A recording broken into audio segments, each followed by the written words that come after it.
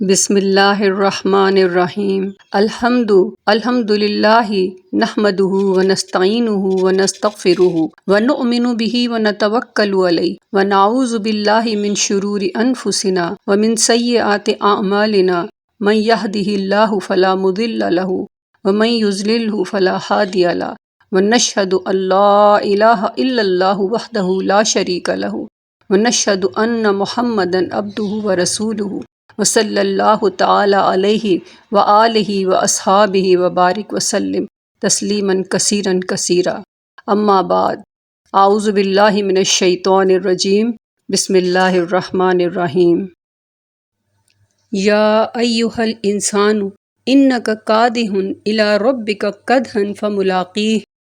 سورہ انشقاق کی آیت نمبر 6 میں اللہ تبارک تعالیٰ فرماتے ہیں، اے انسان تو اپنے رب کے پاس پہنچنے تک کوشش کر رہا ہے، پھر اس سے جا ملے گا۔ اللہ نے یہاں ہمیں بہت مختصر وقت کے لیے بھیجا ہے اور یہ زندگی عمل کے لیے ہے، جیسی کرنی ویسی بھرنی۔ اچھا عمل کریں گے تو اچھا بدلہ ملے گا، اور خدا نخواستہ برا عمل کریں گے تو پھر برا بدلہ ملے گا۔ ہم پر کئی مرحلے گزر چکے ہیں اور ابھی کئی مرحلے باقی ہیں۔ سورہ انسان میں ارشاد باری تعالیٰ ہے، هل اتی علی الانسان حین من الدہر لم یکن شیئا مذکورا۔ انسان پر ایک بہت بڑا وقت گزر چکا ہے جب وہ کوئی قابل ذکر چیز نہیں تھا۔ میرے اور آپ کے پیدا ہونے سے پہلے کا وقت، جب ہم اس دنیا میں موجود ہی نہیں تھے، ہمارے بارے میں کوئی نہیں جانتا تھا، نہ ہمارا کوئی تذکرہ تھا۔ صدیاں گزر گئیں، ہمارا کسی کا کوئی تذکرہ نہیں تھا۔ دوسرا دور ہمارے اوپر اس وقت گزرا جب ہم اپنی ماں کی شکم میں آئے۔ اللہ کے نظام کے قربان جائیے کہ وہ سارا سسٹم جو کہ قبل از وقت بچوں کو پیدا ہونے کے بعد دیا جاتا ہے انکیوبیٹر کی شکل میں، وہ سارا نظام اللہ تعالیٰ نے فٹ کر دیا ہے ماں کے پیٹ میں، اور کسی کو پتہ بھی نہیں ہوتا ہم موجود تھے، کس حالت میں تھے، ہمارے ماں باپ تک کو بھی پتہ نہیں تھا۔ 4 مہینے تک انسان اسی حالت میں رہتا ہے۔ حضرت عبداللہ بن مسعود رضی اللہ عنہ سے روایت ہے کہ بچہ اپنی ماں کی پیٹ میں شکلیں بدلتا رہتا ہے، یہاں تک کہ جب اس کے 4 مہینے پورے ہو جاتے ہیں تو اللہ تعالیٰ ایک فرشتے کو بھیجتے ہیں۔ فرشتہ آ کر اللہ تعالیٰ سے پوچھتا ہے، یا اللہ اس کا کتنا رزق ہے؟ چنانچہ مسلم کی حدیث ہے۔ حضرت عبداللہ بن مسعود رضی اللہ عنہ روایت کرتے ہیں کہ ہمیں رسول صلی اللہ علیہ وسلم نے بیان کیا، جو صادق و مصدوق ہیں، کہ بے شک تم میں سے ہر ایک کو اس کی ماں کے رحم میں 40 دن تک نطفے کی شکل میں، اور 40 دن تک جمے ہوئے خون، اور 40 دن تک گوشت کے لوتھڑے کی شکل میں رکھا جاتا ہے۔ پھر اللہ تعالیٰ فرشتے کو بھیجتے ہیں جو اس میں روح ڈالتا ہے، اور اس سے ان 4 چیزوں کے لکھنے کا حکم دیا جاتا ہے۔ نمبر 1، اس کا رزق کتنا ہوگا۔ نمبر 2، اس کی زندگی کتنی ہوگی۔ نمبر 3، اس کی موت کب اور کہاں واقع ہوگی۔ نمبر 4، اور یہ کہ وہ نیک بخت ہوگا یا شقی و بدبخت۔ اب اللہ ہی جانتا ہے کہ مزید یہاں کتنا عرصہ رہنا ہے۔ پہلے تو اللہ تعالیٰ نے رزق لکھ دیا کہ اس کا رزق کتنا ہے، اور یہ کہ یہ بچہ کہاں کہاں پہ رہے گا، اور غرض یہ کہ موٹی موٹی ساری باتیں لکھ دی جاتی ہیں، اور آخر میں فرشتہ پوچھتا ہے کہ یہ نیک بخت ہوگا یا بدبخت۔ اب ہمارا نام کن لوگوں میں ہے یہ تو اللہ ہی جانتا ہے۔ فرشتہ یہ سب پوچھتا ہے، اور پوچھنے کے بعد بچے میں روح ڈال دی جاتی ہے۔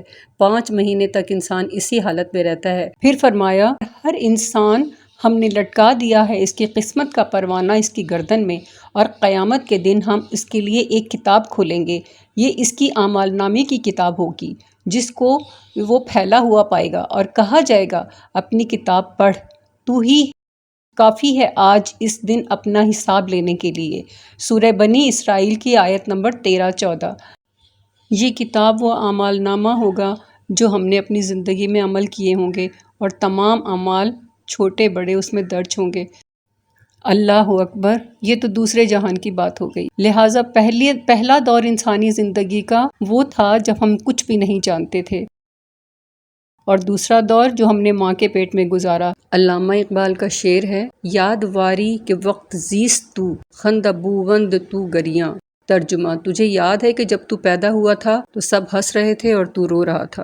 پھر مختلف مرحلے طے کرتے ہوئے ہمارا بچپن گزر گیا، اور ہم نے جوانی کی دہلیز پر قدم رکھا۔ یہ انسانی زندگی کا تیسرا دور ہے، یعنی جوانی کی منزل۔ حدیث میں ارشاد ہے کہ الشباب شعبۃ من الجنون، یعنی جوانی جنون کی ایک شاخ ہے۔ جوانی میں انسان اپنے آپ کو عقل کل سمجھتا ہے، وہ سمجھتا ہے کہ وہی سب کچھ ہے اور کسی کو بھی کچھ نہیں پتا اور دوسروں کو کوئی معلومات نہیں ہے، اور اس طرح وہ وقت گزرتے ہوئے پتہ ہی نہیں چلتا کہ 40 سال کی عمر کو پہنچ جاتا ہے اور اس کے بعد پھر چلتے چلتے بڑھاپے میں قدم رکھ لیتا ہے۔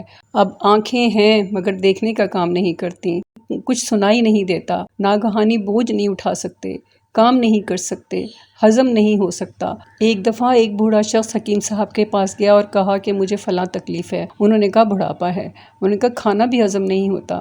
انہوں نے کہا یہ بڑھاپا ہے۔ پھر انہوں نے مختلف باتیں اور بھی بتائیں تو ان کے جواب وہ یہی دیتے رہے۔ ان کو بہت غصہ آیا تو انہوں نے کہا کہ تمہیں تو بس ایک ہی بات کرنی آتی ہے۔ انہوں نے کہا ہاں میاں صاحب یہ بڑھاپا ہے۔ بڑھاپا بہت بڑی نعمت ہے۔ بڑھاپے میں جوانی کی ساری لذتیں چھوٹ جاتی ہیں۔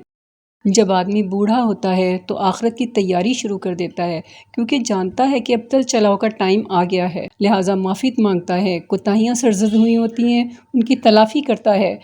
بڑھاپے کی وجہ سے ان چیزوں کی توفیق ہو جانا بہت بڑی نعمت ہے۔ بڑھاپا موت کا قاصد ہے۔ یہاں تک کہ مراحل تو ہم سب اپنی آنکھوں سے دیکھ چکے ہیں، اس کے بعد جو مراحل ہیں وہ بھی ہمارے سامنے نہیں ہیں۔ ان میں سب سے پہلے موت کا مرحلہ ہے، اس کے بعد قبر کا مرحلہ، پھر حشر کا، پھر حساب و کتاب کا مرحلہ ہے، پھر پل صراط سے گزرنا ہے، اور اس کے بعد ہماری آخری منزل آنے والی ہے اور وہ ہے جنت یا دوزخ۔